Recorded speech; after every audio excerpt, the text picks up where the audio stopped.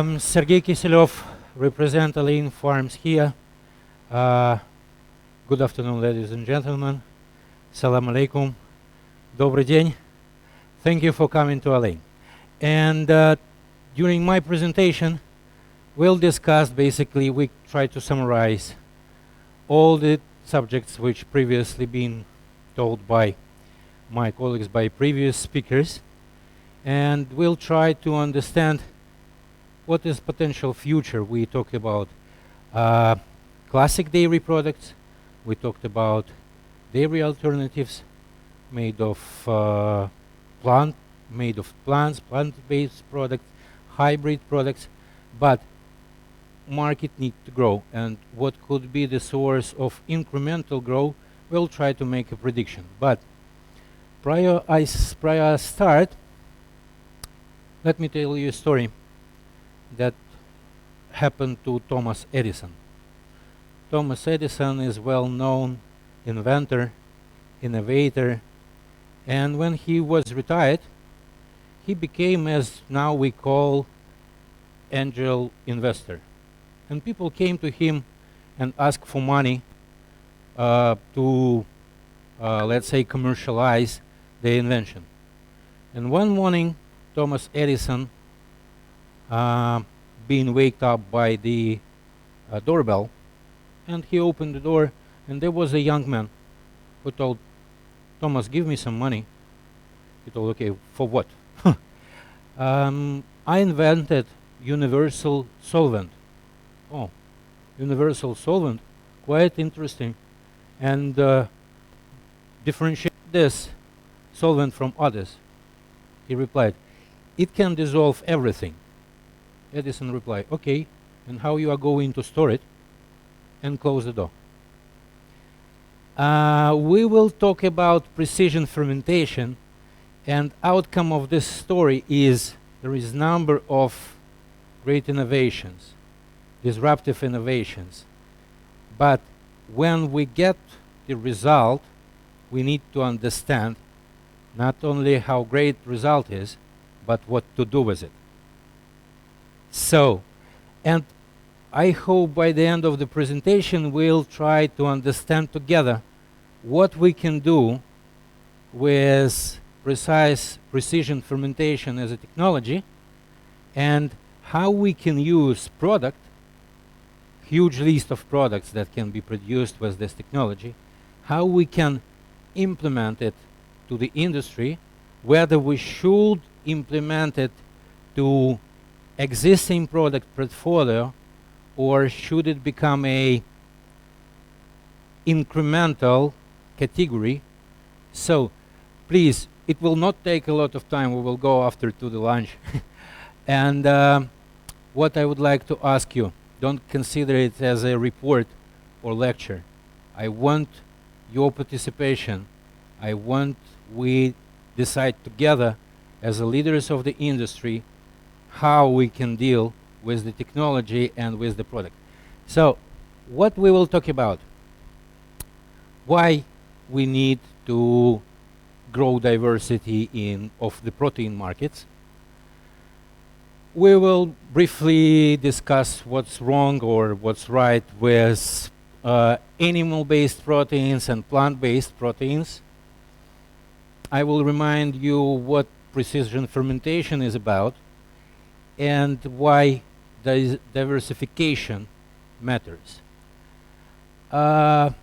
Again, we'll try to predict or try to understand together how we can make it work, how we can make work this technology, how we can implement the products, and finally we will try to create a bottom line. So we know that United Nations predict rise of the population, and of course the rising population needs more healthier, more nutritious product, and that is why protein market will grow, and we expect 50% growth by 2050. Um, how this diversification can support the humanity? So first of all, we'll try to fight against hunger and assure food security. Environmental sustainability is a very complicated topic because in last 100 years we used about 80% of resources, of available resources, and we cannot continue drive industry forward without thinking of sustainability. And we will talk about this later on, but food industry impact to the environment is huge. And of course, cultural adaptability. Especially this topic is very important here in this country because number of nationalities, number of different languages, number of mindsets create unique population of United Arab Emirates. And of course, the implementation of new technologies and implementation of new products can help us to solve to work on all these three pillars. Most common and nutritionally complete is main meat, dairy, and fish proteins. They are rich in amino acids. There are no limitations in amino acids as well. We know how to get it. We know how to process it. We know how to consume it. But the problem is that about 15% of greenhouse gas emission is coming from agriculture, from that is responsible for meat, dairy, and eggs production. Figures can vary, but we cannot decline that we are impacting. And even some studies showing that meat is not longer healthy for you, meat is no longer good for you. My personal opinion, there shouldn't be yes or no. It's very specific based on your need. You just need to develop a specific diet for yourself. Of course, there is no magic pill that can solve all your problems. So diversification of diet is the key. But it is expensive. So that is why plant-based category being developed as a alternative for classic protein, for classic way of dairy products, meat products. We know there's hype about plant-based meat, plant-based dairy alternatives. But according to United Nations definition of sustainable diet, most of plant-based alternatives are considered that over-processed food. And the guidelines are very simple. All of us should reduce over-processed food. Taste and nutrition concerns are still there. Whether we can make same taste product that mimic milk, probably yes. How much it would cost, it is another question. And whether we really need it, this is the main question that I'm asking myself every day. Current focus of plant-based producers, based on what I know, based on what I recently discussed with them, is that clean label, because like if you consider milk with one ingredient and the same, I cannot pronounce milk when I'm talking about dairy alternatives, same drink, you will see at least 7 components in the nutrient list. And consumers, one of the main trends is a clean label. So they are suffering with it. taste, what I discussed recently with leaders of plant-based alternative industry, I asked them simple question: what is the benchmark in taste for you? And reply was, we are no longer going to mimic taste of milk. We are competing with ourselves. And that is why new consumption occasion, new way of consumption being developed by them. No one drinking the plant-based drinks as it is. People start to add in it as a coffee supplement.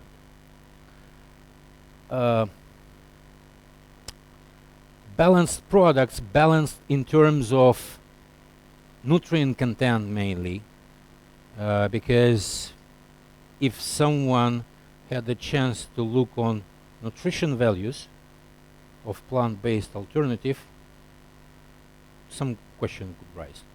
At least protein content with maximum, I think, 1.7%, and protein cost, which is about 10% more expensive, more price you should pay for 1 gram of plant-based protein.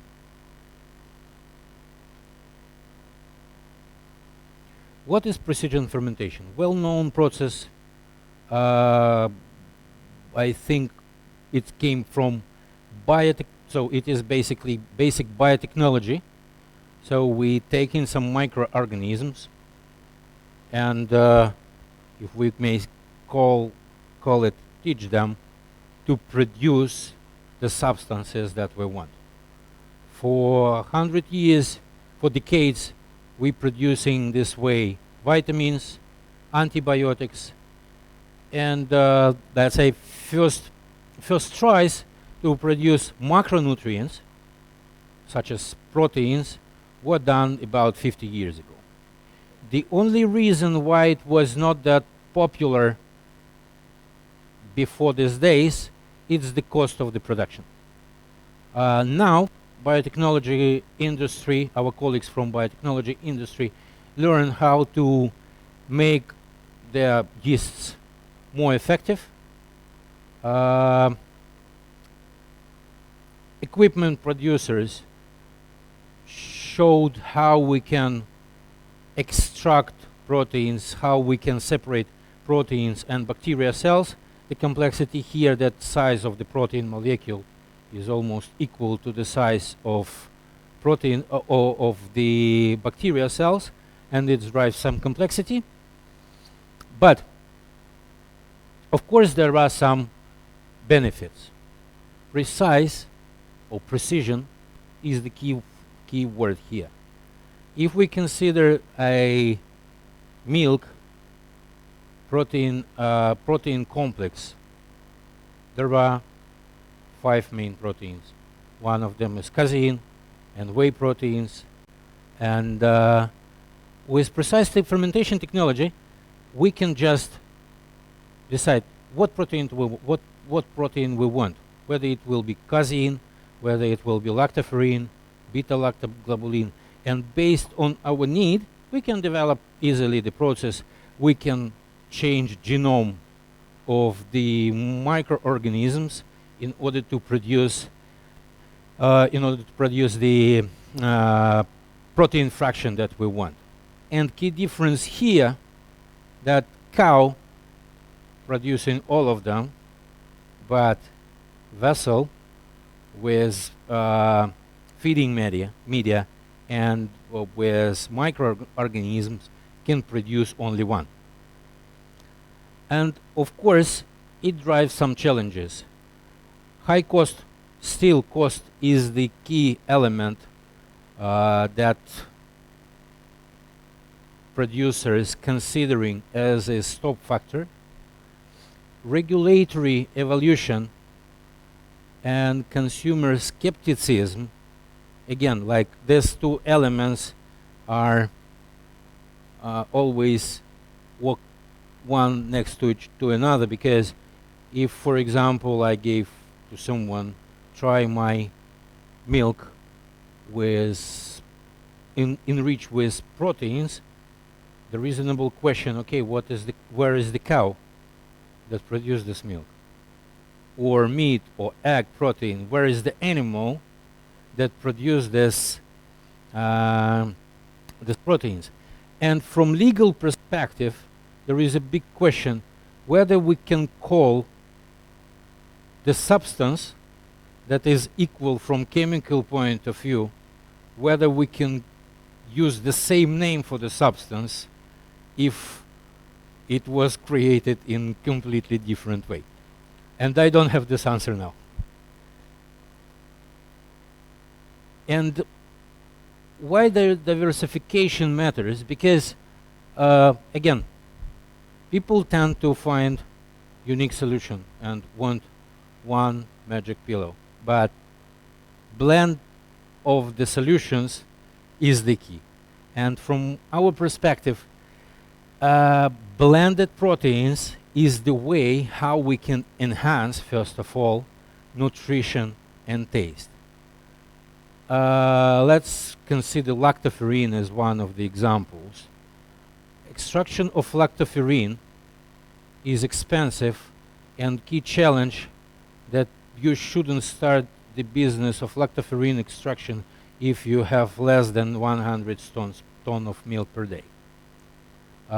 You will never get a payback from this technology. But if you want to install a small factory that will produce lactoferrin, it could be a solution. And finally, as a producers, we should think about benefit of the consumers. Finally, consumers will benefit from it. We can give them cheaper source of purified lactoferrin or any other protein fraction that can deliver very specific nutritional value. Also, we know that proteins, most of the proteins are responsible for taste.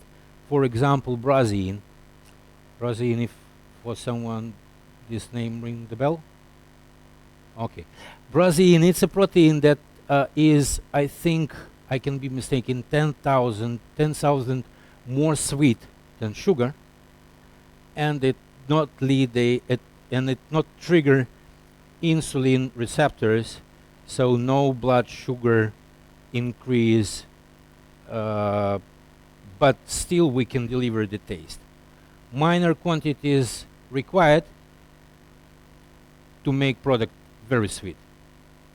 And we know all these problems about obesity, about diabetes type 2, driven by high sugar intake. And this could be also a solution if we talk about taste. Cultural food practices, in fact, we can create a new culture, and culture drives toward to the healthier way of consumption and healthier lifestyle. So this is the technology that can create modern culture of protein enriched food consumption. And of course, as R&D, I don't have a chance not to speak about innovations and market growth. Of course, for us, for R&D, it's extreme source of innovation. We can create starting new product, starting from different combinations of protein. Also, we can focus on development of the technology itself, implementation of artificial intelligence, all these IT practices, biochemistry, health and nutrition. So a lot of fields of dairy or food industry can be tackled. And from business perspective, market projection is about 300 billions of USD, which makes this topic even more important. So, what we can expect as at the beginning, what we shall do with it? The question is, we can expect better taste and nutrition. Can we? For sure we can. transparency and hybrid protein solution. We will not hide the source of protein. We just need to decide how to explain the consumer that milk proteins, egg proteins are not longer produced with the regular way. Of course, we can localize production, and it definitely help us to reduce greenhouse gas emissions. Rather than importing protein concentrate from my beloved New Zealand, we can produce it here. And R&D and partnership, definitely, it will help to boost collaboration of all parties.